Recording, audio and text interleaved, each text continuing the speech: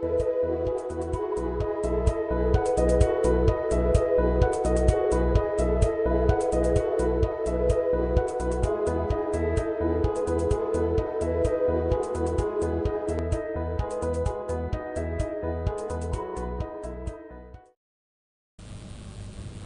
alaikum, I'm Gibran Sheikh, and in today's topic we're going to discuss investment under uncertainty. Yes, before we go on to that, let us discuss the fundamental problems in brief which business or business decision makers always face. First of all, one of the basic or fundamental problems that you are going to face in real life is going to be that all of the decisions are based upon what? Future decisions. If you talk about them in real life, they are always going to be based upon a forecast. And the next problem. Yes. All of these decisions, they are going to have some level of uncertainty. देखें real life में क्या problem आ जाती है when you talk about it, हकीकी जिंदगी में या corporate world में, या आप इवन अगर घर की या पर्सनल लाइफ की भी बात करेंगे, आप क्या करेंगे? फ्यूचर प्लानिंग करेंगे बेस्ड अपॉन उसकी बेसिस क्या होगी? दैट वुड ऑलवेज बी क्या आपने कोई एस्टिमेट किया है। फॉर एग्जांपल अगर आप खर्चे की बात करते हैं, आप कहते हैं नेक्स्ट ईयर में मैं 10,000 रुपये पर मंथ बचाऊंगा, तो अगले साल के एंड पे लेट्स से कि मैं 1.5 लाख या 2 लाख रुपए बचा लूंगा। किस बेसिस पे? कि हर महीने आपकी लेट सपोज कर लेते हैं कि 30,000 आपकी सैलरी आती है,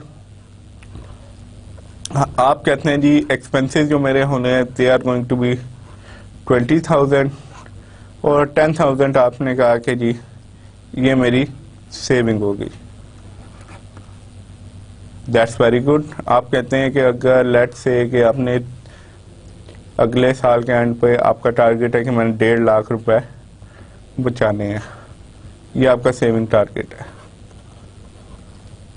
इस पे क्या देखें, एक चीज है कि आज के दिन लेट से कि क्योंकि आज मई है, लेट से कि मई से आप बचाते हैं नेक्स्ट मई तक या नेक्स्ट जुलाई तक, आप कहते हैं मेरे पास 1.5 लाख रुपए बच जाएगा सिंपली बिकॉज मैं हर महीने 10,000 रुपए सेव करूंगा। इस पे देखें ये क्या है, ये आपने फोरकास्ट किया कि हर महीने मेरी इनकम इतनी आएगी और एक्सपेंसेस जो एवरेज है वो इतने ही हो 20,000 ही रहेंगे। लेकिन प्रॉब्लम क्या आती है, व्हाट इफ कि ये आपकी जो है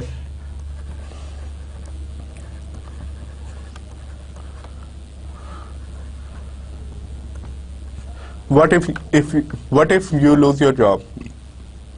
क्या आपको कोई पता है, हो सकता है आपकी नौकरी खत्म हो जाए या expenses other thing would be expenses की अगर आप बात करते हैं तो ये मैं कहता हूँ 2 मंथ, अगले 2 महीनों में आपका 20,000 के बाद 40,000 हो जाए। हो सकता है आपको 10,000 किसी से उधार लेके 2 महीने के लिए पूरे करने में। All of these things combined की क्या प्रॉब्लम क्रिएट करती है? They create problem of uncertainty. Uncertainty हमेशा होती है। एक होती है अनसर्टेनिटी, सिंपल सी अगर सिंपल टर्म में करेंगे तो दैट वुड बी अननोन।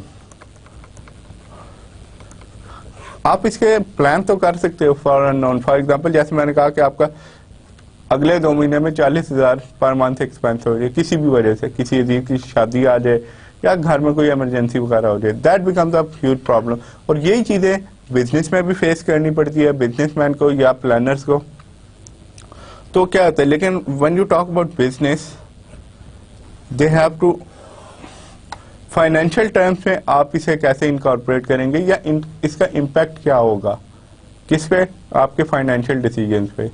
एक जैसे आपने कहा कि हम सेविंग करते हैं, या एक आपने प्लान किया, एक प्रोडक्ट लॉन्च किया, मैं कहता हूं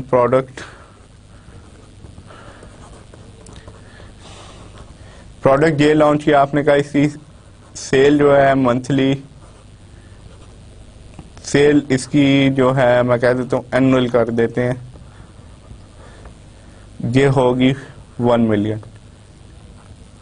लेकिन और आप कहते हैं 5 ईयर्स 5 साल के लिए इसकी कितनी सेल होनी है? 1 मिलियन पर एनम, यानी कि 5 साल बाद इसने जो रेवेन्यू कमा के देने through sales that would be 5 million. लेकिन प्रॉब्लम क्या होगी, हो सकता है आपने एस्टिमेट किए 2 साल बाद ये लोग प्रोजेक्ट या आपका ये जो प्रोडक्ट है इसे रिजेक्ट कर दें। Why? Simply because you can not control the consumers वगैरह को या एंड यूजर को आप कंट्रोल नहीं कर सकते। तो ये आप इनकॉर्पोरेट कैसे करेंगे? ये जो है अनसर्टेनिटी जो है ये आपके डिसीजन में क्या होगी, you have to incorporate them, यानी आपने किसी न किसी की प्रोविजन जरूर रखनी है। इन दिस केस ये जो आपका पहले मैंने सिनेरियो आपको छोटा सा बताया था, we made up a scenario के इसमें 40,000 अगर खर्चा होता है तो इसमें आप क्या होगा, when you talk about financial planning तो आप क्या करेंगे, प्रोविजन किसी किस्म की प्रोविजन जरूर रखेंगे, ये काम भी हो सकता है। और how are you gonna reflected in your financial planning या बिजनेस में किस तरह रिफ्लेक्ट की जाती है, this is what we are going to discuss in next few lecture, today's lecture as well as next few. Before we go on to that, let us discuss few fundamental risk and then we are going to discuss the uncertainty. Risk का क्या होता है, देखें risk और risk क्या है, risk का क्या होता है कि adverse outcome होगी, लेकिन क्या होता है कि in terms of finance और economic we can assign probability, यानी कि इसके हम क्या कर सकते हैं कि 0.5 टाइम, इसका क्या मतलब है कि that means there is 50% chance it can happen.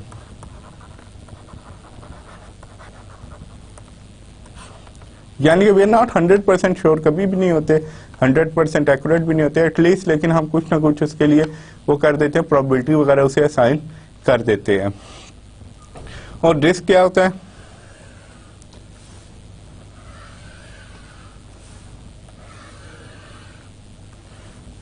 यानी कि प्रोबेबिलिटी डिस्ट्रीब्यूशन आपको पता होती है। फॉर एग्जांपल अगर मैं कहता हूं कि लेट्स से कि अल्लाह ना करे someone dies in your some previous example को आगे लेके चलेंगे, समवन मैं कहता हूँ फैमिली में अगर आपकी क्लोज फैमिली में डेथ हो जाती है किसी की, तो इसका क्या है कि देयर आर प्रोबेबिलिटी क्या होगी, इसकी मैं कहता हूँ 70% चांस है या 70% चांस है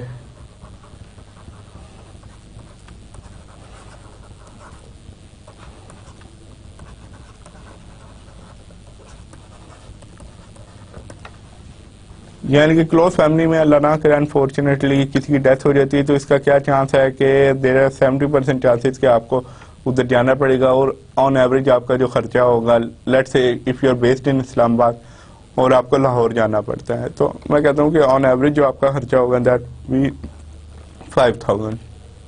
70% चांस इसलिए है कि देयर माइट बी प्रॉब्लम के हो सकता है कि आपका कोई ऐसा प्रॉब्लम हो आप जा ना सकें, या आपका कोई रिश्तेदार जा रहा है जो आपको साथ अपने ले जाए और आपका ये 5,000 का खर्चा कम हो जाए। लेकिन if someone dies in Lahore, आपकी क्लोज फैमिली है, तो इसका 70% मैंने का चांस है कि आपको 5,000 एक्स्ट्रा स्पेंड करना पड़ेगा। That would be the risk. Risk है कि अगर कोई एडवर्स आउटकम होती है यू हैव टू सफर, यानी इसमें प्रोबेबिलिटी एटलीस्ट आपको ये मालूम है कि इसके चांसेस क्या हैं। लेट्स से कि अगर आप कहते हैं कि दुनिया के हालात ख़राब रहते हैं, या एक बिजनेस पॉइंट ऑफ व्यू से देखते हैं, आप कहते हैं कि अल्लाह ना करे कि लेट्स, बल्कि सिनेरियो बिजनेस का भी हम यहाँ पे वो डिस्कस कर लेते हैं। बिजनेस का सिनेरियो है कि लॉन्ग विंटर, आप मैं कह देता हूँ नेचर ऑफ बिजनेस को मैं कह देता हूँ आप करते हैं, मैं कह देता हूँ आपका प्रोडक्ट है जे कोला सॉफ्ट ड्रिंक है,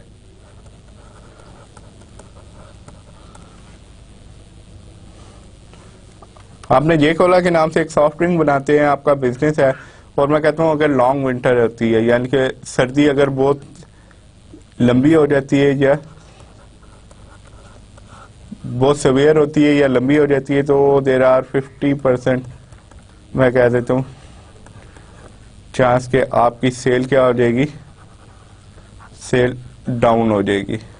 उसकी वजह क्या है कि आपका मोस्ट ऑफ टाइम गर्मियों में ड्रिंक पिया जाएगा, क्योंकि सॉफ्ट ड्रिंक है या कोला है तो ये क्या है कि that would be served cold, और सर्दी में इतना ज़्यादा लोग प्रेफर इसे नहीं करेंगे। तो इससे क्या होगा, आपकी सेल्स क्या हो जाएंगी। अगर लेट्स से कि ऑन एवरेज इस्लामाबाद में सर्दी जो है मैं कहता हूँ कि 6 महीने चलती है और अच्छी भी होती, सवियर होती है, लेकिन अब की क्या हो जाती है 7 महीने तक सर्दी जाती है, और एवरेज टेम्परेचर जो है सर्दी का मैं कहता हूँ 19 डिग्री होता है, लेकिन आपकी लेट्स से कि 10 डिग्री, यानी बहुत सख्त ठंड थी या बहुत ज़्यादा सर्दी इस बार पड़ी इस साल।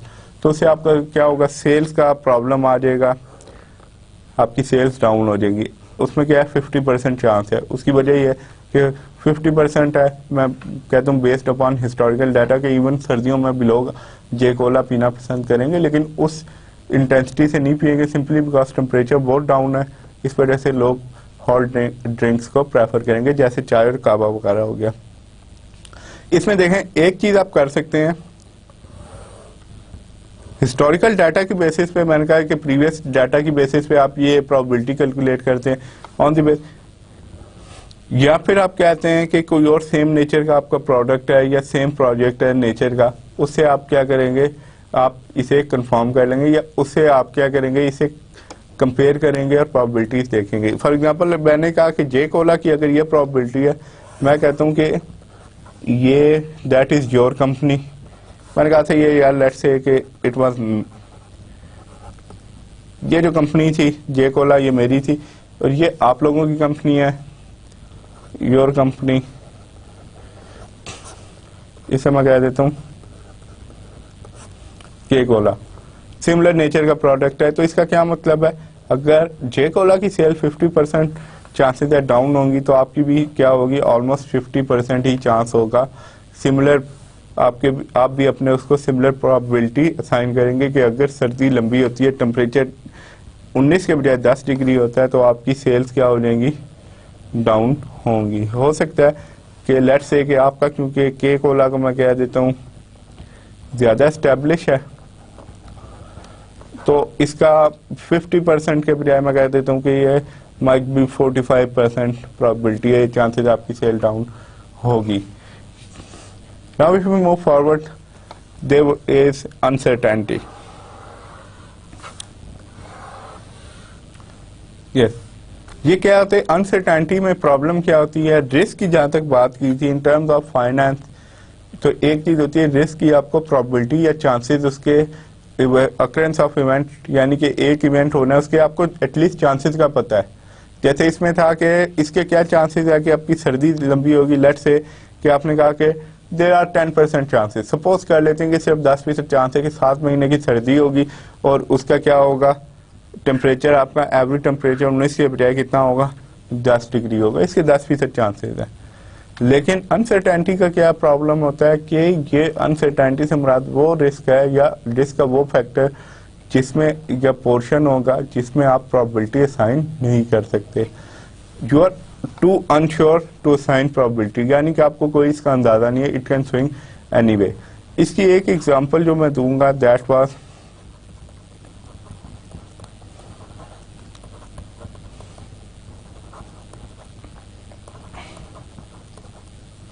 2007 के एंड पे और 2008 में भी चला था, that was global financial crisis. इसके बारे में था, if you had asked someone in 2006 और 2006 में अगर आपने किसी से पूछा तो एवरीवन दे डिड, बल्कि उन्हें क्या था, they would have said no chance, यानी उसका कोई लोगों को वो ही नहीं था, चांस ही नहीं था एज फार एज एनालिस्ट वगैरह जो कंसर्न थे, कि no one predicted that simply because उनके ख्याल say that was almost impossible कि इस तरह एकदम से मेल्ट डाउन हो जाएगा ग्लोबल इकोनॉमी में। लेकिन क्या था, और इसी वजह से प्रोबेबिलिटीज क्या थी, no one assigned a probability, या लोगों को ने कोई प्रोबेबिलिटी नहीं थी, दैट वाज अनसर्टेनिटी। और अब अगर आप बात करते हैं रिस्क की बात करते हैं, तो आजकल के let's say in 2013 there are, मैं कहता हूं कि 20% चांस है कि recession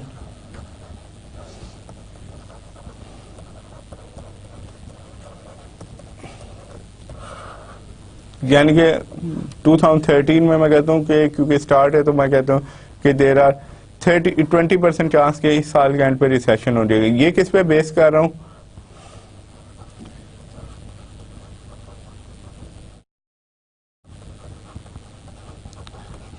economic forecast keeping in mind कि ये सारा मैंने मेरे पास ऑलरेडी डाटा अवेलेबल है, तो उसकी बेसिस में कहता हूँ कि यार 20% चांस है ये रिसेशन होगा, अदरवाइज जैसे इकॉनमी चल रही इसी तरह चलती रहेगी।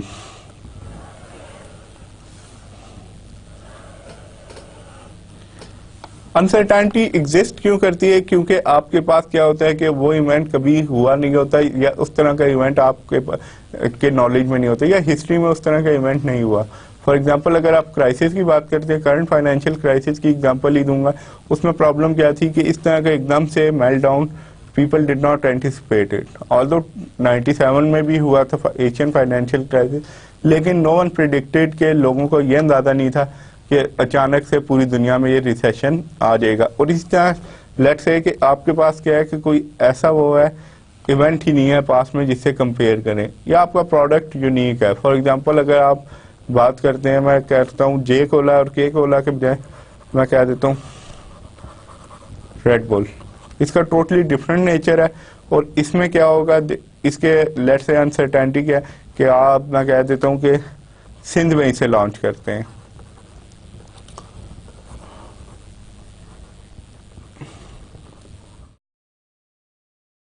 रूरल एरिया यानी कि देही इलाके में सिंध के लॉन्च करते हैं, तो इसके क्या चांसेस है कामयाबी के? एक तो ये होगा सर्वे वगैरह कर लें, और दूसरा क्या है कि लेट्स से कि इसके क्या चांसेस हैं सक्सेस के या फेलियर के। आप जाके वहां पे अपनी दुकान पे ये रख देते हैं या वहां पे डिस्ट्रीब्यूशन खोल लेते हैं, तो आपको क्या है कि यू आर नॉट श्योर कि ये कामयाब होगा या ये क्या होगा, फेलियर होगा या सक्सेस होगी। सिंपली बिकॉज इस तरह की अगर किसी ने पास में कोई एक्सरसाइज की होगी, देन यू कैन असर्टेन कि आप उससे कंपेयर कर सकते हैं कि क्या प्रोबेबिलिटी है या क्या चांसेस है। लेकिन अगर आप पहले कोई एक्सरसाइज नहीं, अपने सर्वे वगैरह नहीं किया, आपके पास कोई ऐसे डाटा ही नहीं है, तो that would B you would be in sort of a Limbo. Limbo में होंगे यानी कि अनसर्टन होंगे, आप प्रोबेबिलिटी वगैरह से असाइन नहीं कर सकेंगे।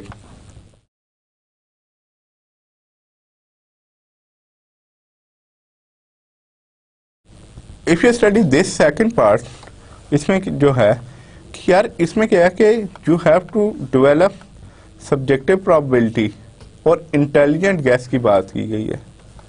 यार देखें इंटेलिजेंट गैस क्या होगा कि यार इसकी मैं कहता हूँ प्राइस है 150 पर कैन।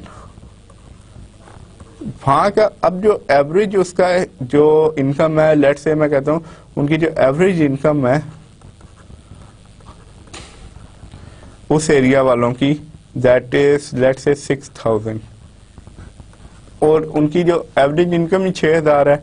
आप कहते हैं कि ये इस्लामाबाद में जो एवरेज इनकम है, लेट सपोज मैं कह देता हूँ कि ये 30,000 है, वहां पे इसकी क्या रेड बुल की मार्केट क्या होगी, तो स्टिल लिमिटेड है। उसकी वजह क्या है कि हर कोई बंदा 150 रुपया एक कैन पे नहीं लगाएगा। दूसरा कई लोग ऐसे होंगे जो कि इसे वैसे ही टेस्ट की वजह से नापसंद करेंगे, हेल्थ रीजन की वजह से। तो यार इंटेलिजेंट कैस क्या होगा यार, कि अगर इस्लामाबाद जैसे इलाके में जहाँ पे एवरेज इनकम 30,000 है, वहां पे लोग इसे पसंद नहीं करते simply because of the test या हेल्थ रीजन की वजह से, तो उसका लेट्स से कॉन्सेंट्रेट करते हैं टेस्ट पे।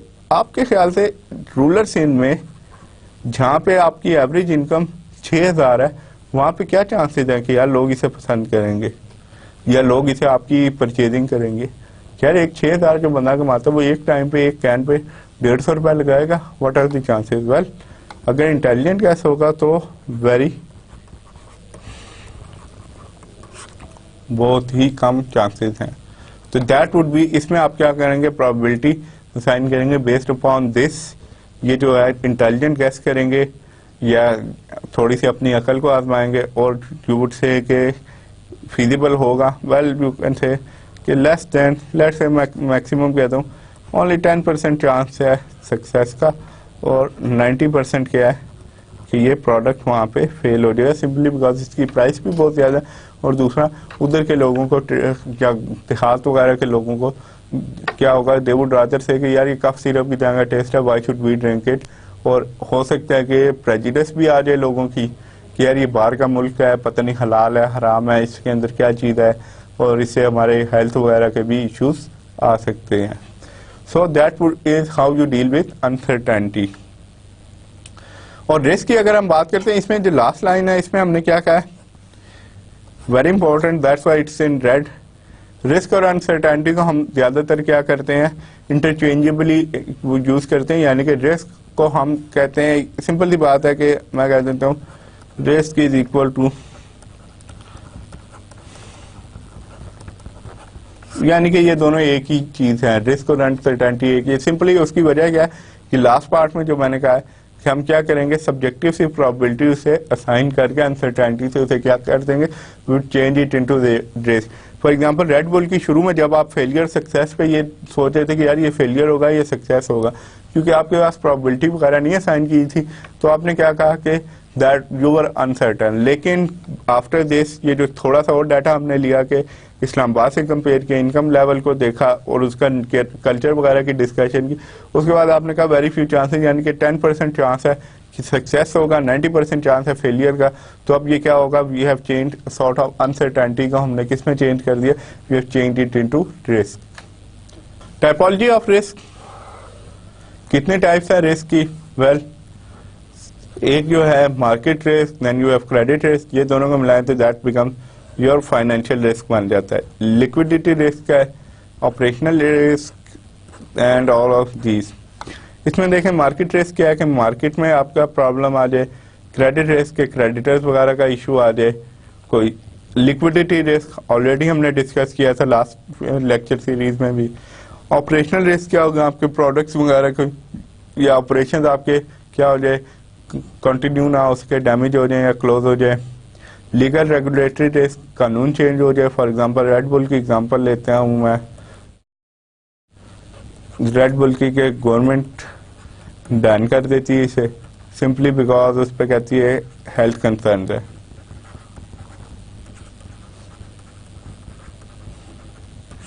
हेल्थ कंसर्न है कि इसका गवर्नमेंट ये कहती है कि लोग इसे पीते हैं, नींद नहीं आती या कोई इशू आ जाता है, लिवर वगैरह डैमेज होने के चांसेस है, इस वजह से गवर्नमेंट इसे बैन कर सकती है।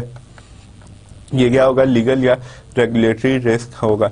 इसकी पाकिस्तान की एग्जांपल अगर आपने लेनी है तो आफ्टर 1998 इसके बाद क्या हुआ था, गवर्नमेंट ऑफ पाकिस्तान जो थी इसने फॉरेक्स बिजनेस को बैन कर दिया था।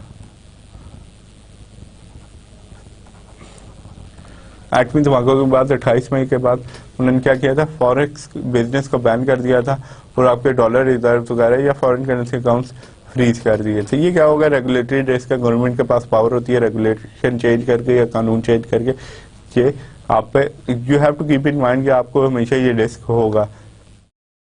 बिजनेस रिस्क है, स्ट्रेटेजिक रिस्क एंड रेपुटेशन है। Later on we are going to discuss most of these, लेकिन at this point of time जो है सब डिवीजन पे अगर आप रिस्क की जाते हैं, फाइनेंशियल रिस्क में मार्केट रिस्क क्या है, इक्विटी प्राइस रिस्क है, इसमें क्या होगा आपकी शेयर प्राइसेस वगैरह डाउन हो जाए, इंटरेस्ट रिस्क है, ट्रेडिंग रिस्क, गैप रिस्क और general market and this, foreign exchange risk है, कमोडिटी प्राइसेस रिस्क है। फॉरेन एक्सचेंज रिस्क की जहां तक बात आती है तो इसमें क्या होता है कि आपका फॉरेन एक्सचेंज यानी कि एक्सचेंज रेट्स जो होंगे वो चेंज हो जाए।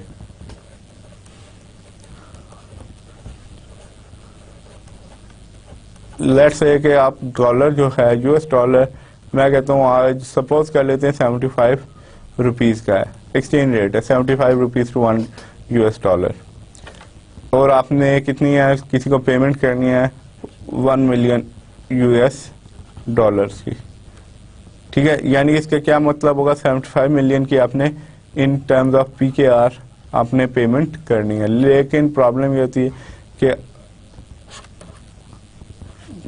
15 डेज 15 दिन के बाद कोई ऐसा प्रॉब्लम होता है कि डॉलर एकदम से 100 पे चला जाता है। तो अब आपको कितनी पेमेंट करनी पड़ेगी? एक्चुअली आपको $1 मिलियन ही करनी पड़ेगी, लेकिन आपकी कॉस्ट कितनी हो जाएगी? 100 मिलियन, यानी कि you suffered loss of 25 million. किस वजह से? फॉरेन एक्सचेंज रेट का कि एक्सचेंज रेट एकदम से चेंज हो जाते हैं। तो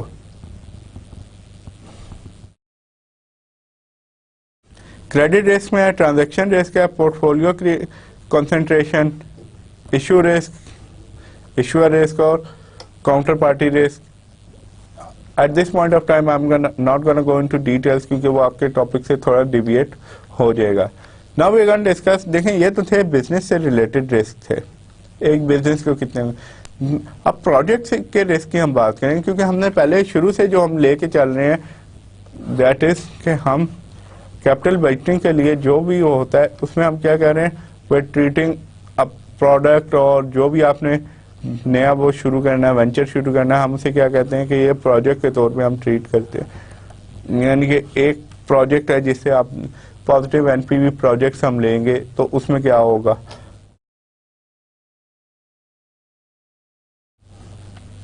इसमें देखें, सबसे पहला रिस्क क्या है? स्टैंड अलोन रिस्क, यानी कि प्रोजेक्ट अकेला हो या सिर्फ प्रोजेक्ट का रिस्क हो, प्रोजेक्ट को दूसरे से बिजनेस से अलग कर दें तो उसका क्या रिस्क होगा इसकी। And then you got corporate risk, यानी कि एक प्रोजेक्ट को अंडरटेक करने से की वजह से, यानी कि ये प्रोजेक्ट कंटिन्यू करने की वजह से आपको कि कंपनी को क्या रिस्क हो जाएगा। जैसे हमने पहले भी चेक किया था कि उसमें प्रीवियस लेक्चर्स में भी ये देखा था कि एक प्रोजेक्ट का बीटा से क्या हो सकता है। फॉर एग्जांपल, अगर आप बहुत रिस्की प्रोजेक्ट लेते हैं तो उससे क्या होगा, आपकी कंपनी पे उसका क्या रिस्क का, या आपकी कंपनी के बीटा पे उसका क्या इम्पैक्ट होगा। लेट्स से कि आज अगर आप ले लेते हैं कि आपकी कंपनी है कंस्ट्रक्शन की, आप कहते हैं कि हम लोगों ने डैम कंस्ट्रक्शन का कोई ठेका ले लिया, तो उसमें क्या होगा, अल्लाह ना करे वो फेलियर हो जाता है डैम का, तो उस पर आपकी कंपनी पे क्या इम्पैक्ट होगा। लेट्स सपोज कि आप डैम कंस्ट्रक्ट कर रहे थे और वो फेल हो गया, यानी डैम टूट गया, किसी भी वजह से टूटा, तो उससे क्या होगा, आपकी कंपनी पे क्या रिस्क होगा। यार ठीक है, उसका तो डैम का चांसेस थे फेलियर के बहुत थोड़े, लेकिन अब वो हो गए तो उससे आपके बिजनेस पे क्या होगा, हो सकता है कि that would end your company as well, वो आपकी कंपनी ही एंड हो जाए, सिंपली बिकॉज लोग जो लॉ सूट या आप पे गवर्नमेंट जुर्माने वगैरह इतने करेगी कि वो कंपनी को आपकी खत्म भी कर सकती है या आपकी कंपनी बैंकरप्ट हो जाएगी फाइनेंशियल टर्म्स पे। मार्केट रिस्क, यानी कि शेयर होल्डर्स पे project risk that contributes to shareholder के रिस्क पे उसका क्या इम्पैक्ट होता है। लेट्स से पोर्टफोलियो अगर आपने रखा है उसके अंदर क्या इसका इम्पैक्ट होगा। स्टैंड अलोन रिस्क, इसमें देखें स्टैंड अलोन रिस्क में क्या है, सिर्फ प्रोजेक्ट स्पेसिफिक रिस्क है, डाइवर्सिफिकेशन इसमें नहीं होती या हम कंसिडर नहीं करते, क्योंकि प्रोजेक्ट पे क्या होता है, हम कहते हैं एक प्रोजेक्ट का रिस्क क्या है तो उसे हम डाइवर्सिफाई नहीं कर सकते या उसे डाइवर्ट नहीं करेंगे उन चीजों को। कोफिशिएंट ऑफ वेरिएशन, इसमें क्या होगा, project standard deviation, coefficient of variation too, इन दोनों को हम किधर अप्लाई करेंगे, net present value, internal rate of return, profitability index और modified internal rate of return पे। और फर्म के अंदर क्या होगा कि इसकी दूसरे से प्रोजेक्ट से क्या कोरिलेशन चल रही है, और projects correlation with share holders other investment, कि दूसरी इन्वेस्टमेंट पे क्या उसका इम्पैक्ट होगा। इसकी एक एग्जांपल अगर आप लेना चाहें तो ये होगा कि लेट्स से कि एक कंपनी का आपके पास शेयर हैं, 100 शेयर हैं ए एंड को के, और इसने एक प्रोजेक्ट लिया है लेट्स से टॉक्सिक के नाम से है, और टॉक्सिक वेस्ट को आपने डिस्पोज करना है। और इसकी कंपेटिटर है बी एंड को। यार अपने टॉक्सिक वेस्ट को डिस्पोज करना है, फ्यू प्रॉब्लम, तो लोग क्या करेंगे कि यार कंपनी आपकी क्या हो जाती है, not successful.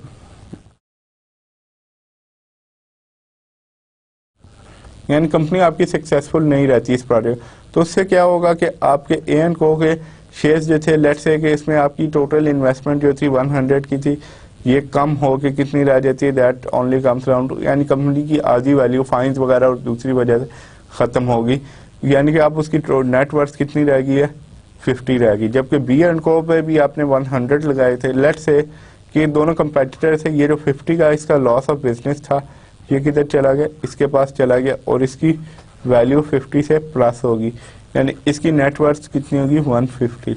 In this case आप पे नेट इफेक्ट, ये जो सिंपल सा सिनेरियो लिया जिसमें हमने एज्यूम किया था कि इसकी जितनी नेटवर्थ खत्म होती है वो बी के पास चल जाती है, उतनी बी की नेटवर्थ बढ़ जाती है, तो ये कितना होगा, आप पे नेट इफेक्ट क्या होगा, दैट वुड बी 0, क्योंकि आपने दोनों में इक्वल अमाउंट ऑफ इन्वेस्टमेंट की।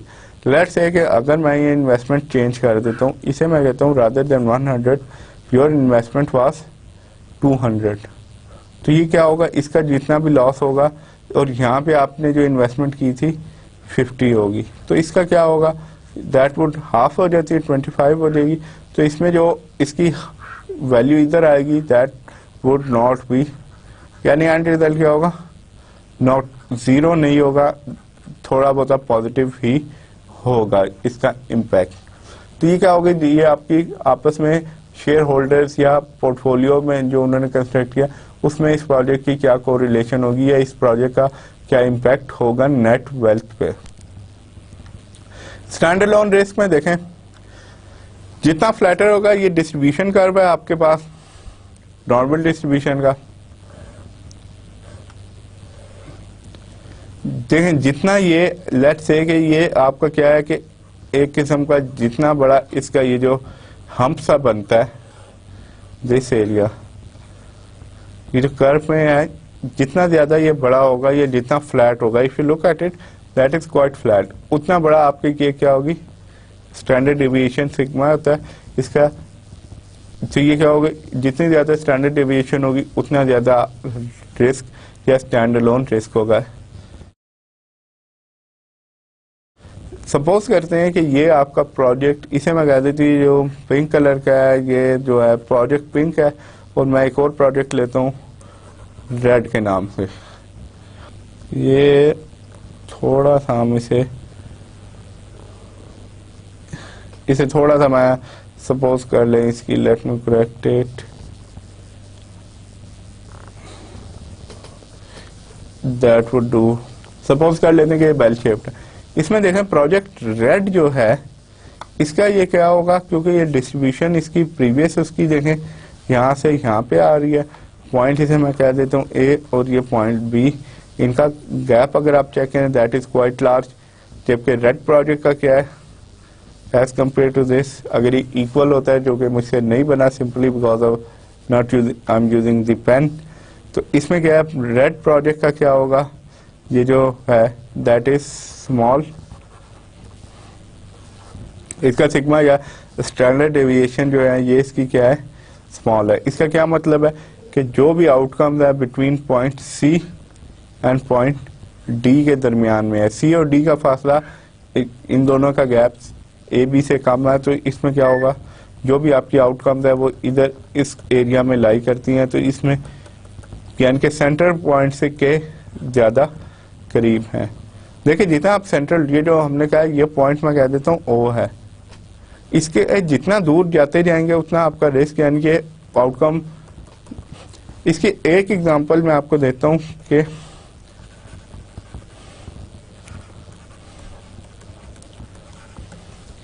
शाहिद अफरीदी को अगर आप कंपेयर करें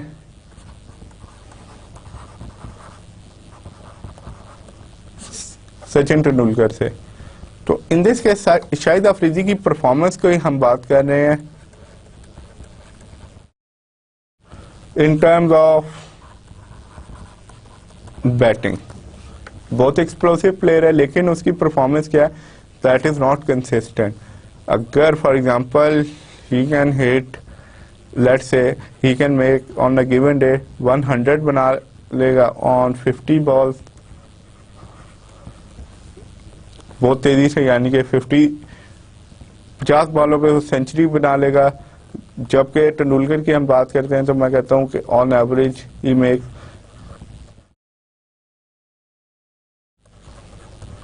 80 बॉलों पे वो 100 रन बनाता है ऑन एवरेज। जबकि शाहिद अफरीदी का मैं सपोज कर लेता हूं कि नियर ही है स्टैट के वो 50 बॉलों पे सेंचुरी बनाते हैं। लेकिन परफॉर्मेंस की बात करें तो उसके क्या है, how many centuries has he got, I think he has got up till 5 centuries.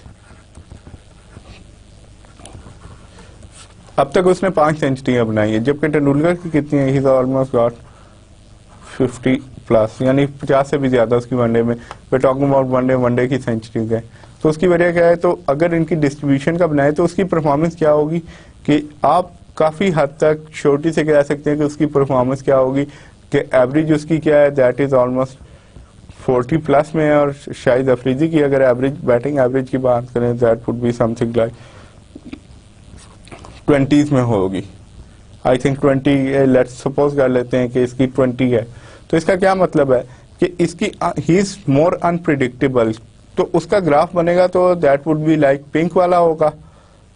इसे मैं पिंक की बजाय मैं कह देता हूँ अफरीदी, और इसे मैं कह देता हूँ ये तेंदुलकर, और रेड के बजाय मैं इसे तेंदुलकर का कह देता हूँ। तो that is a simple example जिससे आपको पता लग जाएगा स्टैंड अलोन। सिर्फ प्लेयर की अगर आप बात करेंगे, प्लेयर की इन टर्म्स ऑफ क्रिकेट में, तो कौन सा प्लेयर ज्यादा कंसिस्टेंट होगा। If you want to bet on something, या आप ये चाहते हैं कि किस प्लेयर पे, लेट्स सपोज अफरीदी के ऊपर मैच का दारोमदार है, तो there are very few chances कि he is gonna go through या वो को मैच जितवा देगा। एज कम्पेयर टू अगर तेंदुलकर पे दारोमदार होता है तो there are very good chances कि वो मैच जितवा देगा।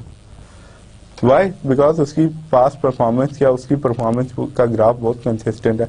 उसका ग्राफ बनाएंगे तो रेड वाला उसका होगा and the pink one would be Afridi, जिसमें हिट एंड मिस के चांसेस बहुत ज्यादा हैं। तो दैट्स सेम प्रिंसिपल अगर आप प्रोजेक्ट पे अप्लाई करें तो स्टैंड अलोन पे you would get to know about it कि सेम ही ऑलमोस्ट सिमिलर वो प्रिंसिपल अप्लाई होते हैं। जितना फ्लैटर कर्व होगा उतनी ज्यादा आपकी स्टैंडर्ड डेविएशन ज्यादा होगी और उतना ज्यादा रिस्क होगा।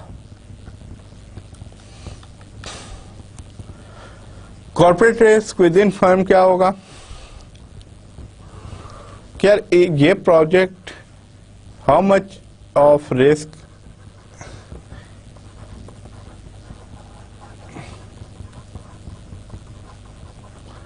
यानी फर्म पे के ओवरऑल रिस्क में ये कितना रिस्क, इसकी कंट्रीब्यूशन कितनी है।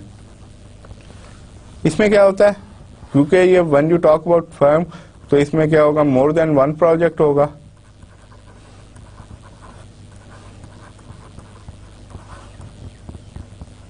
तो ये क्या होगी, डाइवर्सिफाई हो जाएगी,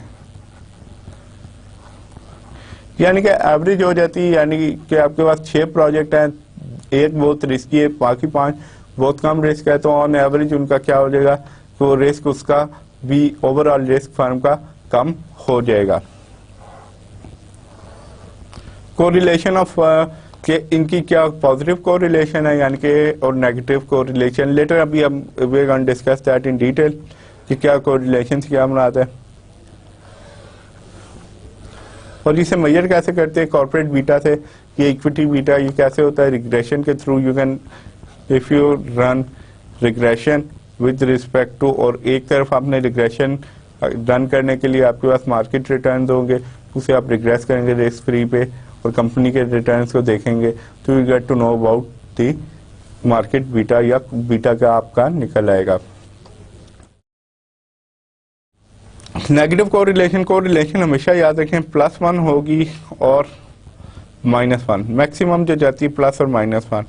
+1 का मतलब है पॉजिटिव कोरिलेशन, जैसे इन this case that would B के 100% पॉजिटिव कोरिलेशन होगी तो +1 होगा। जैसे कि अभी था कि 100% कोरिलेशन है पॉजिटिव होगी तो ये +1, तो ये क्या होगा कि अगर इसमें देखें that would be almost similar, और ये जो कोरिलेशन आपको बताई जा रही है दैट इज ऑलमोस्ट +1। उसकी वजह क्या है कि लेट्स से कि एक प्रोजेक्ट जो है वो अगर 10% डाउन होता है तो उसका बाकी फर्म का भी, बाकी प्रोजेक्ट भी 10% डाउन होंगे, और अगर वो 10% अप होता है बाकी प्रोजेक्ट भी 10% अप होंगे।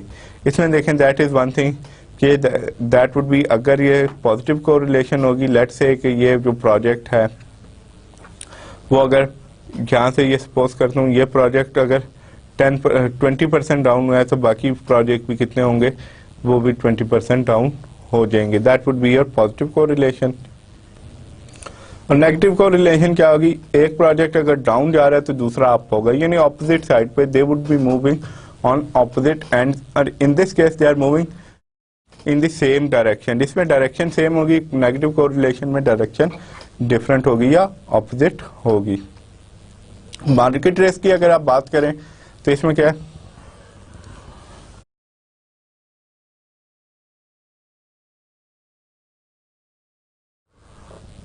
Change in financial market prices, यानी कि क्राइसिस आता है, फाइनेंशियल क्राइसिस का हम बार बार जिक्र करते हैं, तो इससे क्या होगा, ये मार्केट प्राइसेस, इससे क्या होगा आपकी फर्म वगैरह की वैल्यू भी क्या हो जाएगी, डाउन हो जाएगी, सिंपली बिकॉज सारी मार्केट अगर डाउन होगी तो आपकी फर्म की प्राइसेस या उसका वैल्यू भी डाउन हो जाएगी।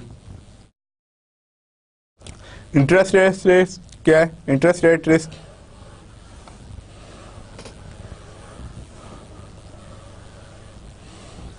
कि मार्केट में आपका सिंपल सी बात है इंटरेस्ट क्या हो जाए,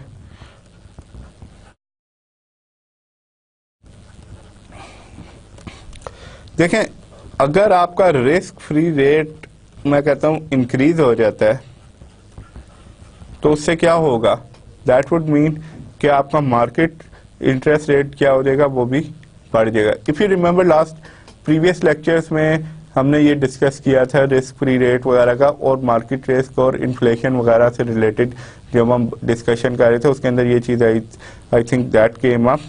और वैसे भी आपका जो जनरल इंटरेस्ट रेट होता है बैंक्स वगैरह के, इवन जो आपके इन्वेस्टर्स आपसे डिमांड करते हैं कि जो कंपनी का होता है weighted average cost of capital के थ्रू हम कैलकुलेट करते हैं, उसमें एक कंपोनेंट या कैपएम के थ्रू वैक जब हम लेते हैं या रिस्क फ्री रेट के थ्रू, उसमें क्या होगा रिस्क फ्री रेट हमेशा लिया जाता है। तो उसके अंदर देखें अगर रिस्क फ्री रेट चेंज हो जाएगा या बढ़ जाता है तो उसका इम्पैक्ट क्या होगा आपकी ओवरऑल फर्म पे, ओवरऑल फर्म का रिस्क भी इन टर्म्स ऑफ इंटरेस्ट रेट के, अगर रिस्क फ्री रेट मैं कहता हूँ कि let's say it was 10%, government ने इसे बढ़ा के 15 कर दिया है, तो इसका मतलब है कि आपका इंटरेस्ट रेट जो है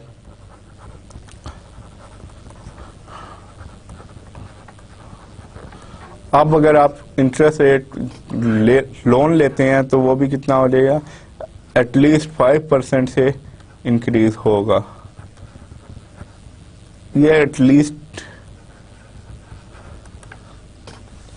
and then we come to equity price risk. Stock prices का you have to keep one thing in mind के सम स्टॉक्स आर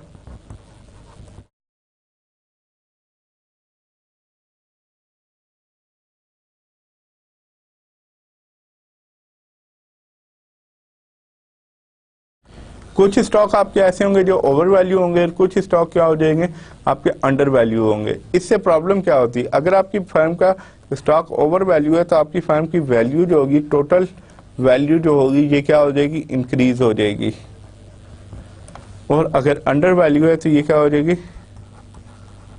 डिक्रीज हो जाएगी।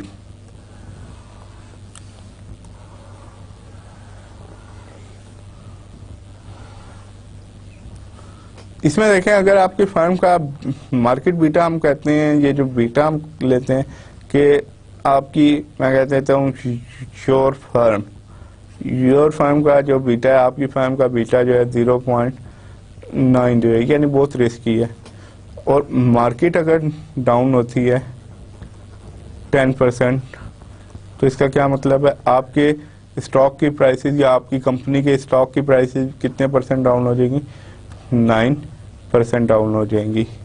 तो ये क्या होगा, दैट बिकम कि आपकी सिक्योरिटी की प्राइसेस सिंपली डाउन क्यों हुई हैं, बिकॉज ऑफ योर बीटा रिस्कीनेस। और इससे प्रॉब्लम क्या होगी, कि बेशक आपकी फर्म का इसमें कसूर नहीं है, जनरल इकोनॉमिक क्राइसिस में if you think about it, यार ये फाइनेंशियल क्राइसिस हुआ था, इसमें किसी एक फर्म का तो, सारी फर्म्स का तो हाथ नहीं था, लेकिन क्या होती है कि इसकी वजह से कई फर्म्स ऐसी थी जो बैंकरप्ट होगी या ख़त्म होगी, simply because of the crisis के पूरी मार्केट डाउन हुई and they could not survive, या वो सर्वाइव ही नहीं कर सकी।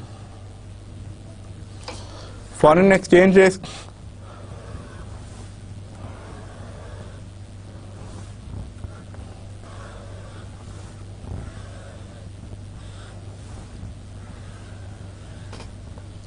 इसमें देखें क्या है, ओपन फ्रॉम ओपन और imperfectly held position in particular currency, इसकी एग्जांपल अर्लियर मैंने दी थी आपको यूएस डॉलर की। नेचुरली इसकी let me clarify this one कि आप क्या है, इंपोर्ट कर रहे हैं machinery, you are importer from USA, America से आप मशीनरी या कोई चीज़ इंपोर्ट करते हैं और पाकिस्तान में यू सेल इट, तो नेचुरल सी बात है कि अगर यूएस डॉलर अप या डाउन होगा तो उस पर आपका यानी यूएस डॉलर की प्राइस इंक्रीज होती है, एक्सचेंज रेट इंक्रीज होता है, तो उससे एक प्रॉब्लम आपको क्या होगी, यार नेचुरल सी बात है कि ये आपकी फर्म, नेचर ऑफ फर्म की वजह से कि आप, क्योंकि आपकी मेजर ट्रेडिंग या आपकी सारी ट्रेडिंग यूएसए से है, तो आपको इसका बहुत ज़्यादा इम्पैक्ट होगा एज कम्पेयर टू समवन, मैं कह देता हूँ कि अदर फर्म थी, अदर फर्म के नाम से दे देता हूँ कि अदर फर्म ये लेट्स से कि चाइना से क्या करती है, इंपोर्ट करती है कोई चीज़ें, तो इस पे यूएस डॉलर की एप्रिसिएशन का क्या होगा, इस पे भी ऑब्वियसली इम्पैक्ट होगा, लेकिन क्या होगा, लॉट लेस, ये काफ़ी कम होगा। इस पे क्या होगा, लेट्स से कि यूएस डॉलर अगर आपका अल्लाह ना करे मैं कहता हूँ 100% हो गया, अप होगी उसकी वैल्यू, तो ये क्या होगा, आप पे भी रिस्क कितना होगा, आप पे इम्पैक्ट क्या होगा, 100%, यानी आपको भी डबल प्राइस देनी पड़ेगी। जबकि इम्पैक्ट चाइना वाली फर्म पे मैं कहता हूँ इस पे सिर्फ 10% इम्पैक्ट हुआ, सिंपली बिकॉज के वो चाइनीज युआन में ट्रेड करती है, नॉट इन यूएस डॉलर्स।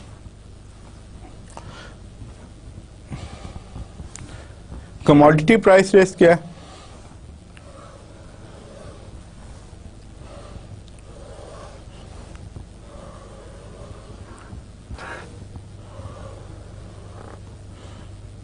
इसमें क्या है,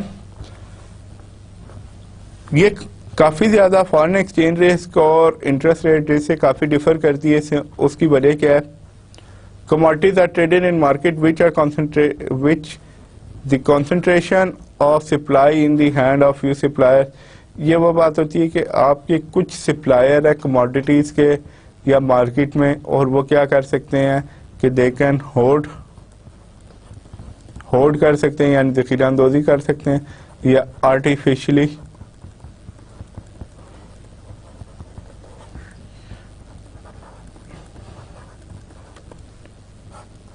फॉर एग्जांपल अगर आप इस इंपोर्टर की बात करते हैं, ये लेट्स से कि ये इंपोर्टर जो है he is the only importer of, मैं कह देता हूँ मशीनरी एक्स है कोई जो आप यूज़ करते हैं अपने बिजनेस में, ये वाइज इंपोर्टर है, तो ये क्या कर सकता है, ये प्राइसेस को इंक्रीज कर सकता है बाय, कैसे होगी, सप्लाई शॉर्ट करके ये प्राइसेस को इंक्रीज कर सकता है आपके पास, क्योंकि और कोई ऑप्शन नहीं है। या मैं कहता हूँ इस तरह के ही इज़ नॉट, इस तरह के 3 और बंदे हैं, तो ये तीनों मिलकर भी ये काम कर सकते हैं। यही बात यहाँ पे भी की गई है कि ये मैग्नीफाई, बेशक यूएस डॉलर 100% अप हुआ, इसका क्या मतलब है, इसकी कॉस्ट क्या हो जाएगी, पहले अगर 1 मिलियन थी अब उसकी प्राइस 2 मिलियन होगी, लेकिन ही कैन से कि यार if you want it I will sell it to you for 3 million, and you cannot do, most of time you cannot do anything about it. That is your commodity price risk.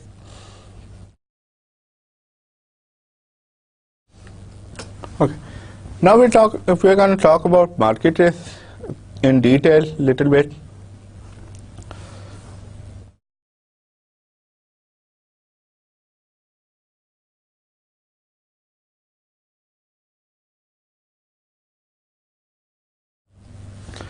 ये वो points है जो हमने पहले भी discuss किए थे।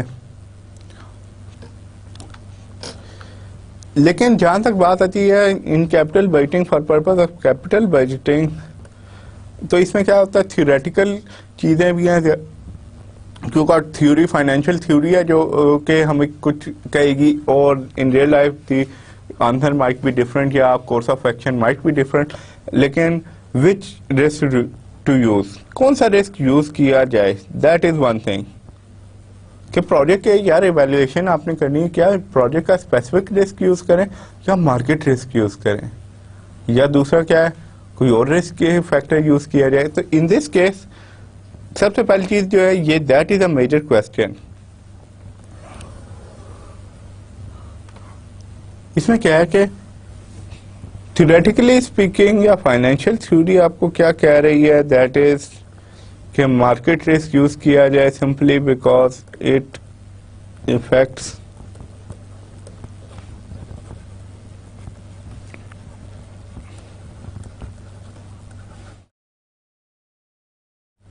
क्योंकि ये क्या करता है, शेयर होल्डर्स की वेल्थ पे इफेक्ट करता है। और आपके बिजनेस का वंस अगेन मेन ऑब्जेक्टिव क्या है, शेयर होल्डर्स वेल्थ को आपने मैक्सिमाइज करना है।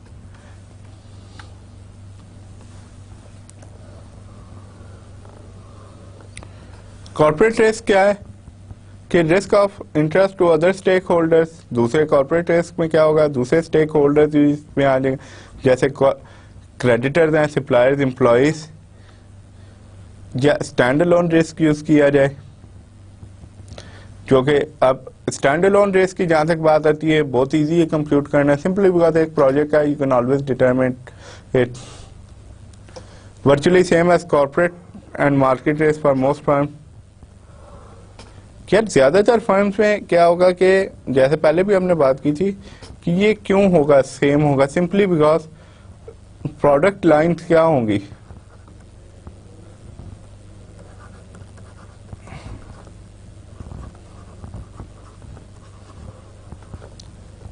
यानी सेम या सिमिलर नेचर। फॉर एग्जांपल अगर आप कोक की बात करते हैं,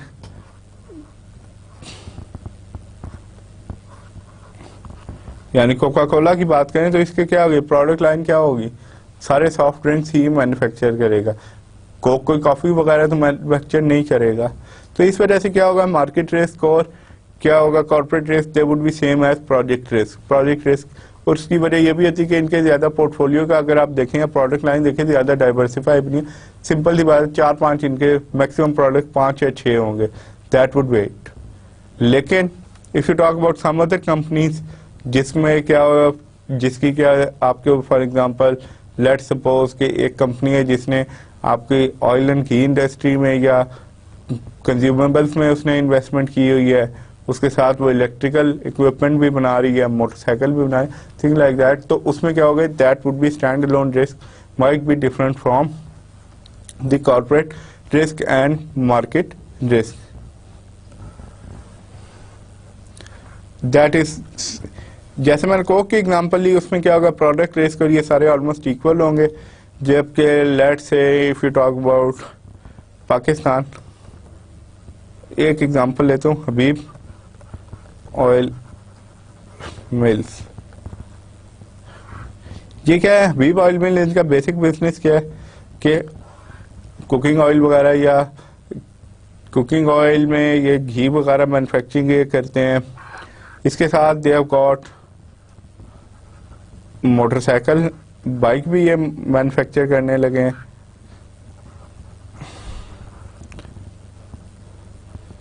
तो अब इसमें क्या होगा, क्या अब मोटर बाइक्स वगैरह मैन्युफैक्चरिंग का जो आपने यूनिट लगा, is it gonna be same as oil? That is one thing you got to think about. Common sense भी यूज करें यार कि ऑयल क्या है, कंज्यूमेबल है, डेली बेसिस पे आप यूज करते हैं, ऑलमोस्ट आपकी नेसेसिटी है, और इसका ये प्रोडक्ट जो है that would is considered as high end, यानी कि हाई एंड उसमें है, यानी कि टॉप ब्रांड्स में आता है। जब मोटर बाइक्स का कंपेयर, इधर इसका कंपेरिजन किससे होगा, डाल्डा से हो जाएगा, और इधर इसका किससे कंपैरिजन अगर आपने करना है तो इसका इधर कंपटीशन या कंपैरिजन होना है, तो लेट्स सपोज यहाँ पे क्या आ जाएगा, होंडा है, यामाहा है एंड सुजुकी एक्सेट्रा एक्सेट्रा। तो इसमें देखें ये दोनों सेगमेंट्स जो हैं, इसमें ये अगर दोनों सेगमेंट्स या को डिफरेंट प्रोजेक्ट के तौर पर ट्रीट करेंगे तो इनके टोटली डिस्क वगैरह डिफरेंट होंगे। यानी कि इसका ऑयल मिल्स या ऑयल प्रोडक्ट का क्या होगा, टोटली डिफरेंट होगा मोटर बाइक्स या दूसरे इस तरह के प्रोडक्ट से। रिस्क एडजस्टेड डिस्काउंट रेट्स की अब हम बात करेंगे। For example Habib oil mills की एग्जांपल ले लेते हैं। इसका क्या होगा, बाइक्स का जो इन्होंने मैन्युफैक्चरिंग शुरू की है, ये क्या होगा, लेट्स सपोज इसका मैं कह देता हूँ, सपोज कर लेता हूँ बीटा है 0.60। बाइक्स का क्या होगा, वुड दैट भी इसका बीटा, क्योंकि इसका कंपटीशन बहुत टफ है, आपके बहुत से दूसरे कंपेटिटर्स हैं और दूसरे एस्टेब्लिश्ड भी हैं और आपने बिल्कुल नया शुरू किया, तो इसका लेट से मार्केट बीटा मैं कहता हूँ 0.98 है। क्योंकि इसका क्या है कि मोटर बाइक्स का आपने वो शुरू करना सेगमेंट या प्रोजेक्ट है, तो इसका क्या है कि this project is riskier than firm. अगर हबीब ऑयल मिल्स का इस प्रोजेक्ट के बगैर हमने जो लिया, सिर्फ ऑयल मिल का जो सेगमेंट है उसका 0.60 बीटा है, इसका 0.98 है, बहुत हाई बीटा है, तो it should offer higher return. यानी कि इसे अगर इसके एक्सपेक्टेड रिटर्न HOM के जो हैं, मैं कहता हूँ आपने 10% एक्सपेक्टेड रिटर्न है सपोज कर लेते हैं, तो इसके कितने होने चाहिए, they have to be at least, मैं कहता हूँ कि 10% प्लस में होने चाहिए। यहाँ पे भी आपको दिया गया द सेम थिंग। अगर इन दोनों का बीटा लेट से कि इसका भी बीटा 0.60 हो, तो इन दोनों के क्या होने चाहिए, रिटर्न्स और डिस्काउंट रेट्स सिमिलर होने चाहिए। एंड द सेम थिंग यहाँ पे भी आपको यही चीज़ मेंशन की गई है कि अगर फर्म से कम रिस्क की है तो इसका रिटर्न्स भी कम होंगे और इसका weighted average cost of capital भी आप कम ही पड़ेगी।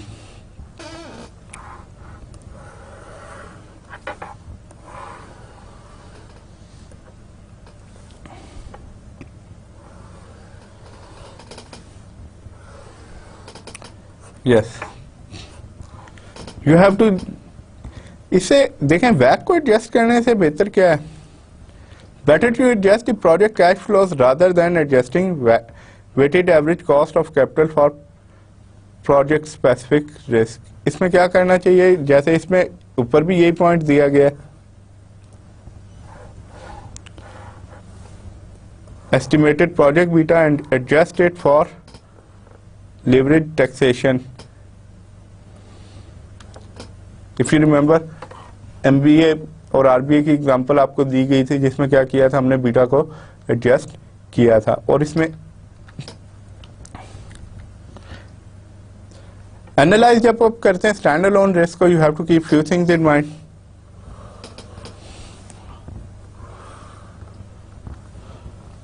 Inherent uncertainty of cash flows आपने देखनी है।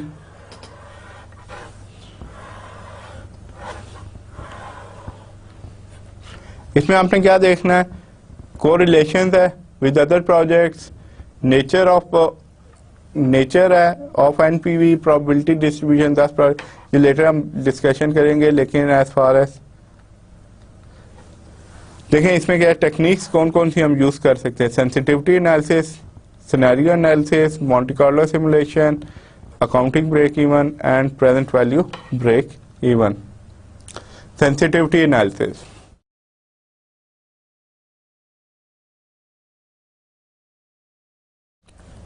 सेंसिटिविटी एनालिसिस क्या बताता है कि अगर लेट से 10% चेंज होती है मार्केट में, तो आपके कैश फ्लोज कितने परसेंट, लेट से कि 10% चेंज पे आपके कैश फ्लोज भी 10% ही चेंज हो जाते हैं। ये क्या होगा, आपका प्रोजेक्ट क्या है, बहुत सेंसिटिव है या इसकी सेंसिटिविटी ऑलमोस्ट 100% है। लेकिन अगर यही 10% चेंज के बजाय 20% मैं कहता हूँ चेंज है और आपके प्रोजेक्ट पे के कैश फ्लोस 10% चेंज हुए, तो इसका क्या मतलब है? आपकी sensitivity 50% sensitivity in simple words. इसमें क्या है? 3 आप देखते हैं। वर्स्ट सबसे बुरी क्या हो सकती है? Most pessimistic, the expected, most likely and the best, most optimistic. ये वही बात होगी कि आप कहते हैं जी जो हमारा कोर्स है FCN 715, इसके अंदर मेरा 95 मार्क्स आ सकते हैं। ये क्या होगी? मोस्ट ऑप्टिमिस्टिक होगी कि आपका A+ ग्रेड आ जाए। एंड ऑन एवरेज आप कहते हैं जो करंट सिनेरियो चले, इसमें I would get something like 80 तक मैक्सिमम मुझे मेरे नंबर बनेंगे। ये 80 नंबर तो I am pretty sure about it, simply because मैंने लेक्चर्स भी अटेंड किए और क्लासेस असाइनमेंट्स वगैरह मैंने पूरी की हैं, तो मुझे 80 नंबर तो आ ही जाएंगे। और बस क्या होगा? बस ये होगा कि आपका एग्जामिनर या टीचर पेपर ऐसा देता है या किसी वजह से आप पेपर नहीं दे सकते, असाइनमेंट्स पूरी नहीं कर सकते, या एट दैट डे आपका कैलकुलेटर ख़राब हो जाता है, कोई भी इशू आता है और आपका क्या हो जाता है, आपके मार्क्स 60 आते हैं ऑलमोस्ट पासिंग पे, रादर देन, तो ये क्या होगा? ये आपकी मोस्ट ऑप्टिमिस्टिक होगी जो हर स्टूडेंट चाहेगा बेसिकली। दैट वुड बी कि वो कहेगा कि इतने तक मैं ले सकता हूँ या करंट सिनेरियो, तो ये क्या होगी? That would be your worst. इसमें लिमिटेशन इसकी क्या है? एक तो ये कि चांसेस ऑफ वेरिएशन के, ये चांसेस को आप ये नहीं बता सकते कितने पर, किस वजह से है, ये क्यों चांसेस ये होंगे। एंड द अदर वन,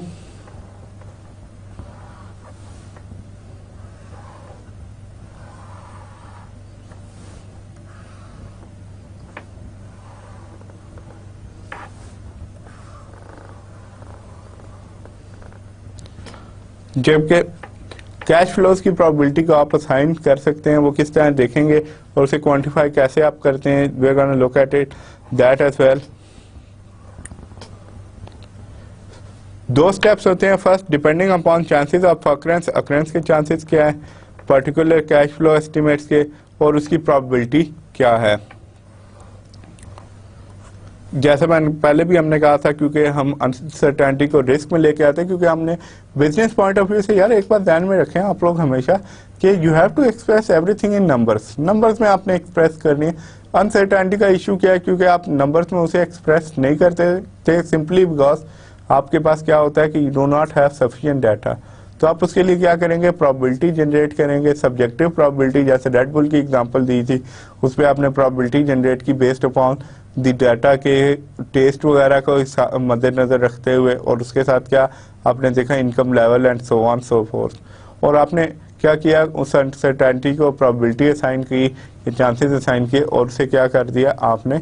उसे किस में कन्वर्ट कर दिया? रिस्क में कन्वर्ट कर दिया। सेकंड स्टेप में आप एक्सपेक्टेड रिटर्न्स वगैरह कैलकुलेट करेंगे। इसमें एक होता है what if analysis,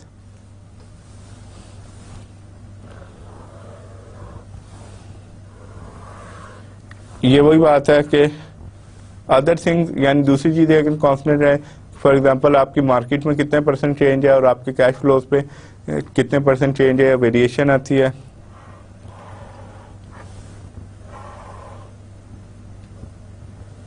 Excel sheet that would be provided to you later, भी हम डिस्कस करेंगे।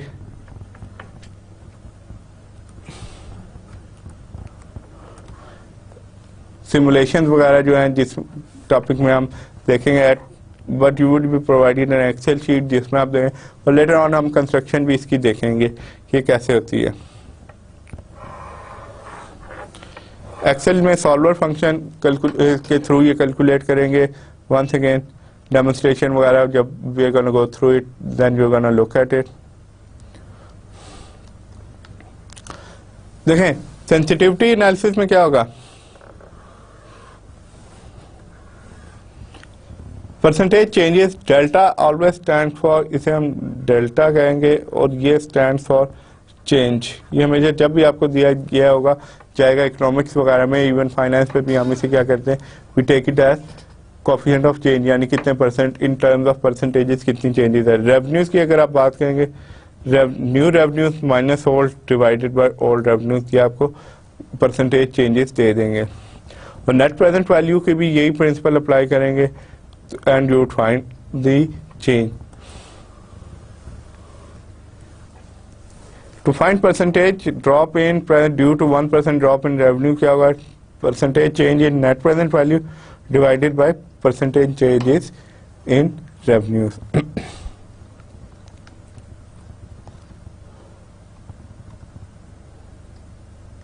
सिनेरियो एनालिसिस में हम एक्सपेक्टेड वैल्यू सिंपल सी एग्जांपल के through we gonna look at it के how it works.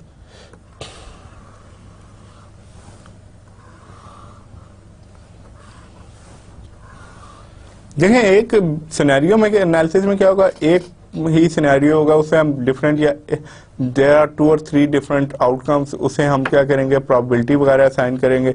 Investment decision में क्या होगा कि सेवरल प्रेडिक्शंस होंगी, फॉर एग्जांपल ऑप्टिमिस्टिक है, पेसिमिस्टिक है, या ऑन एवरेज या मोस्ट लाइकली है। फ्यूचर आउटकम्स की बात कर रहे हैं हम, तो एक्सपेक्टेड वैल्यू को अगर आपने कंप्यूट करना है तो उसे आप क्या करेंगे, multiply the value, each possibility की वैल्यू किससे मल्टीप्लाई कर देंगे, प्रोबेबिलिटी से, and you would sum of the result. उसकी एक एग्जांपल यहाँ पे आप दी है। इसमें क्या है,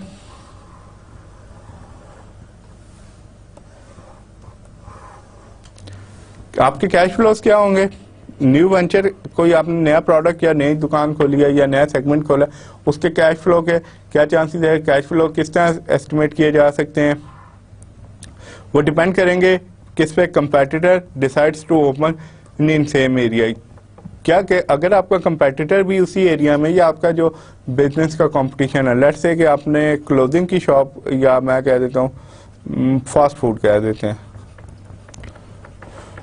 फास्ट फूड शॉप खोली है, तो आपके कैश फ्लो किस पर डिपेंड करेंगे। ठीक है, उस एरिया में डिमांड है कि अगर आपका कंपेटिटर्स है, यानी कि इट्स यू गाइस, आप लोगों ने फास्ट फूड की दुकान खोली, और इफ मी, यानी कि मैं भी अगर डिसाइड कर लेता हूँ कि मैंने भी वहीं पे फास्ट फूड की दुकान खोल ली है या रेस्टोरेंट खोल लेना है, तो देन देखें if competitors open up, yes कितने चांसेस है, हमने कहा 0.3 और 30%, तो आपका क्या होगा, प्रोजेक्ट की नेट प्रेजेंट वैल्यू 10,000 माइनस 10,000 होगी, नेगेटिव हो जाएगी, सिंपली बिकॉज आपके कस्टमर क्या होंगे, दे आर लिमिटेड, और उनके पास क्या होगी, या तो वो आपके पास आएंगे या मेरे पास आएंगे, यानी कि मेरे रेस्टोरेंट पे आएंगे या आपके रेस्टोरेंट पे आएंगे। In that case customer divide हो जाएंगे और आपके जो नेट प्रेजेंट वैल्यू है प्रोजेक्ट की, कैश फ्लोज वगैरह काफ़ी कम हो जाएंगे, नेट प्रेजेंट वैल्यू आपकी माइनस 10,000 हो जाएगी। नो चांसेस उसके क्या है कि मैं कहूँगा यार मुझे क्या पड़ी है, क्योंकि अगर आपके होंगे, come to think about it, थोड़ा सा लॉजिकली भी देखें तो मुझे भी हो सकता है कि देयर आर फेयर चांसेस कि मुझे भी लॉस होगा। इस वजह से मैंने कहा 70% चांस है कि यार आई am not gonna open the restaurant, या आप लोगों के एनालिसिस के मुताबिक उसमें आपकी कितनी है, net present value would be 20,000। अब इसकी टोटल आपने कैलकुलेट करनी है एक्सपेक्टेड नेट प्रेजेंट वैल्यू, तो उसमें क्या करना है, 0.30 को आपने क्या किया, इन दोनों को मल्टीप्लाई कर दिया, 0.3 मल्टीप्लाई बाय 10,000, इसे ब्रैकेट में ले ले तो, और इसमें ऐड क्या किया दिस वन के 0.7 क्या चांसेस है, और मल्टीप्लाई किया, तो आपकी टोटल नेट प्रेजेंट वैल्यू कितनी आएगी, ये एक्सपेक्टेड दैट वुड बी 11,000।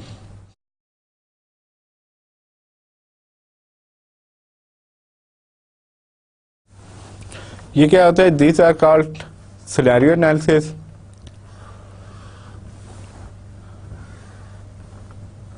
इसमें हम इसे एवरेज प्रोबेबिलिटी डिस्ट्रीब्यूशन भी कहते हैं, डज नॉट रिप्रेजेंट। इसमें क्या है कि हमने एक्चुअल वैल्यूज और वो वैल्यूज नहीं ली, और ये थोड़ा सा एम्बिगस सा भी हो जाता है।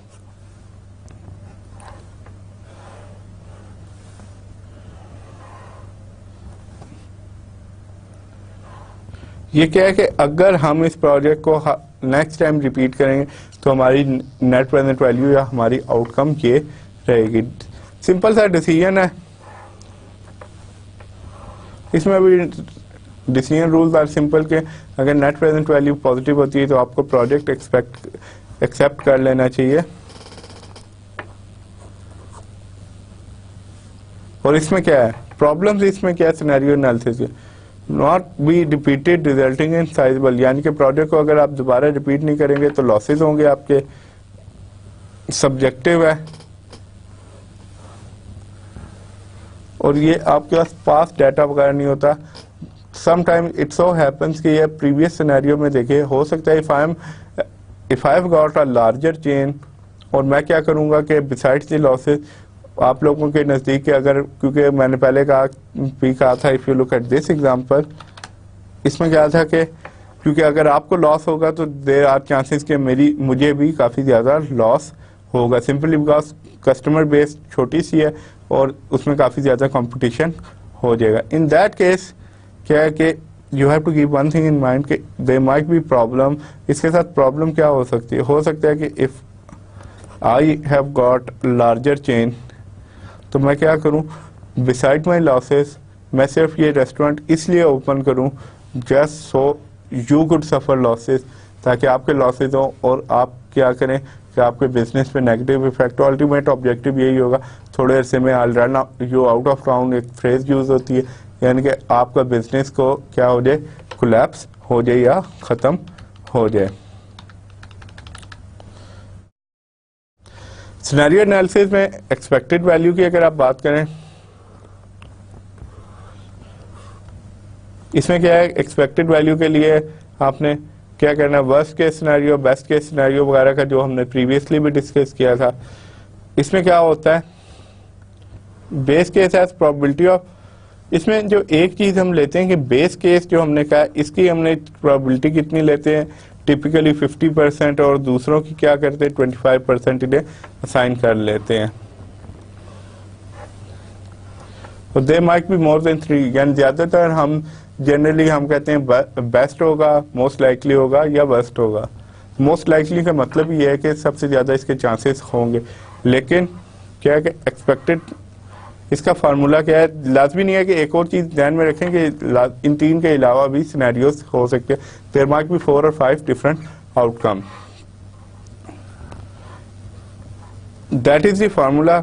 और standard deviation expected net present value का summation of P probability into net present value.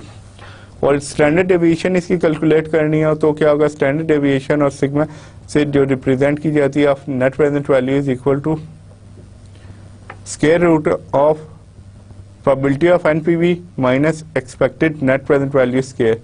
और कोएफिशिएंट ऑफ वेरिएशन अगर कैलकुलेट करना है तो वो क्या होगा, standard deviation of net present value divided by expected या expectation of net present value.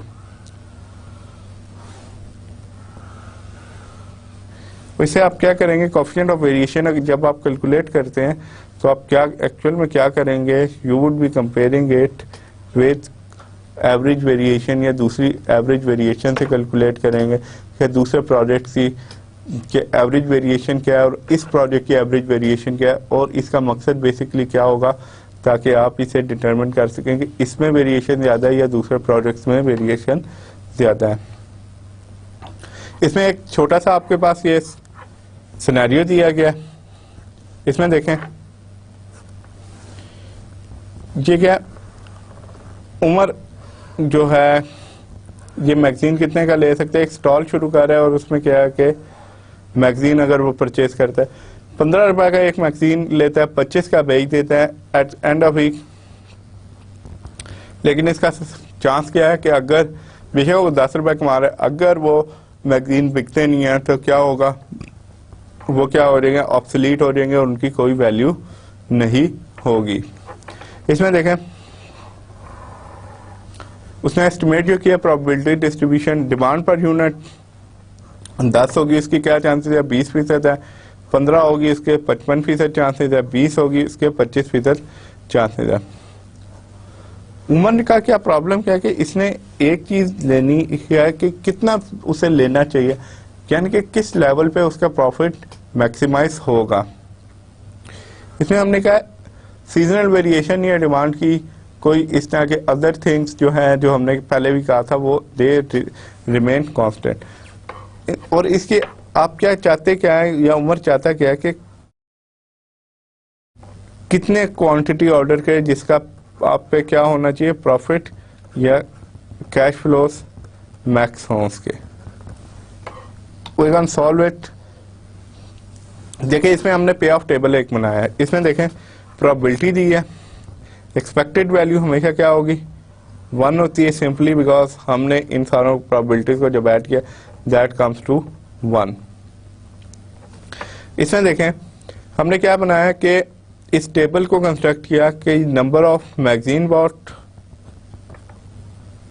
इसमें क्या है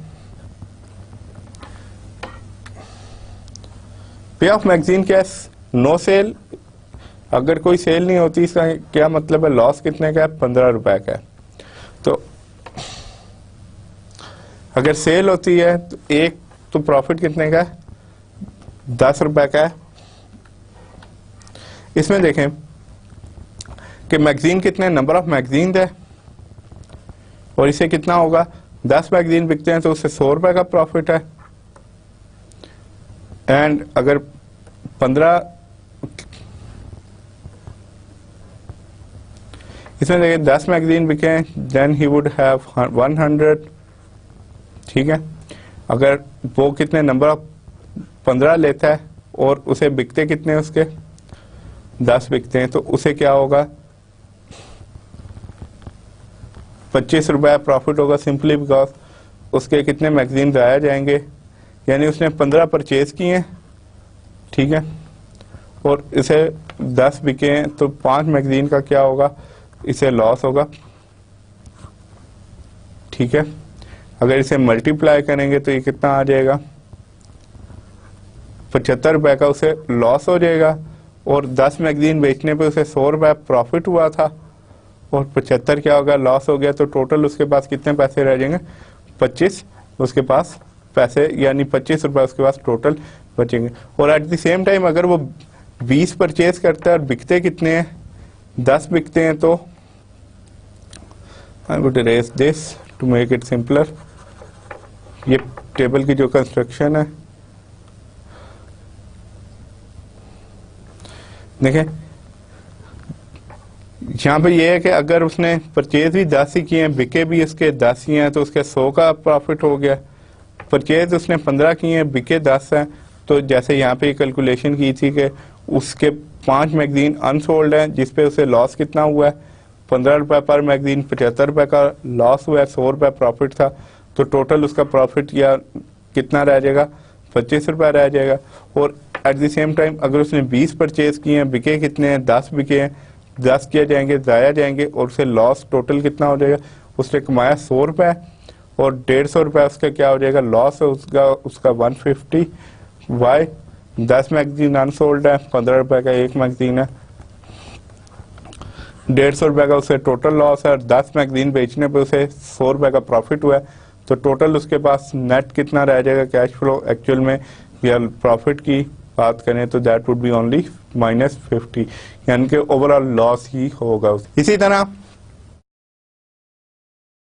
लेटर उसमें देखें 15 मैगजीन लेते हैं और उसमें से बिकते, एंड आपने 15 मैगजीन लिए हैं और 15 के 15 ही बिक गए हैं, तो उसे कितना होगा, प्रॉफिट कितना हो जाएगा, 10 रुपए पर मैगजीन के हिसाब से 150। और अगर उसने 20 लिए हैं और 15 बिके हैं तो उसका टोटल कितना हो जाएगा, रेवेन्यू 150 रुपए उसका प्रॉफिट होगा, 150 का उससे लॉस हो जाएगा, सिंपली बिकॉज जो अनसोल्ड मैगजीन है। और इसमें देखें अगर वो 20 लेता है और आपके कितने बिकते हैं, 20 के 20 ही बिक जाते हैं, तो उसे कितना हो जाएगा, टोटल उसकी अर्निंग्स वुड बी 200। अब हमने क्या किया, we have simply multiplying in this, multiply हमने किया है, ये जो आपकी इधर प्रोबेबिलिटी दी गई है इससे मल्टीप्लाई किया, दैट 20, इसे मल्टीप्लाई किया इससे, एंड इसको इससे मल्टीप्लाई कर दिया।